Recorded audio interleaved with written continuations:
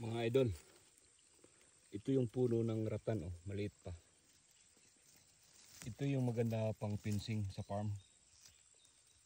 Kahit na hindi ka na magba-barbed wire, pag ito tanim mo, tapos dadami to.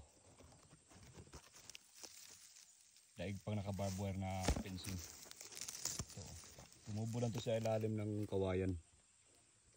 So ito, i-cultivate ko to. Dilipat ko to sa sa tawag dito, malapit sa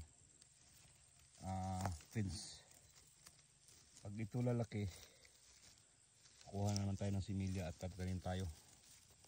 Matagal nga lang tumubo to, pero pag ito lumaki, lalo pang magba-barbed wire, hindi na to masisira. Matinik-tinik siya mga idol. Ito yung ratan.